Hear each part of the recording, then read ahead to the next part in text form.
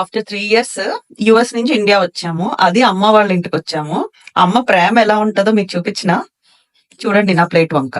So గార్లు, bagara rice, mutton, chicken, ఇన్ని varieties చేశారు. అమ్మ చేతి టేస్ట్ అంటే మనం ఎలా చేసుకున్నా సరే ఆ టేస్ట్ అయితే రాదు. ఇక్కడికి వచ్చిన తర్వాత, అమ్మ వాళ్ళ ఇంటికి వచ్చిన తర్వాత ఈ టేస్టే కాదు, ఈవెన్ ఈ ప్లేట్స్, ఇంట్లో వస్తువులు, ప్రతిదీ కూడా నా చైల్డ్హుడ్ మెమరీస్ ని గుర్తు చేసేది. ఈవెన్ సోప్ స్మెల్ కూడా నాకు నా చిన్నప్పుడు మెమరీస్ గుర్తు చేస్తుంది. సో ఇప్పుడైతే టేస్ట్ చూసేద్దాం. సో నేను బగారా రైస్ తింటున్నాను. సో ఈ bagara rice and chicken curry చాలా బాగుంది. ఇప్పుడు గారి తిందాము. ఇది గారి, చిల్లుగారి.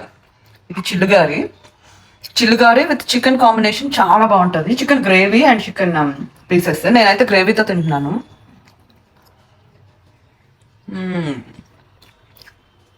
సో మీకు కూడా మీ మామ్ దగ్గరికి వెళ్తే, మీ అమ్మగారి దగ్గరికి వెళ్తే ఇలాంటి మెమరీస్ గుర్తొస్తాయా?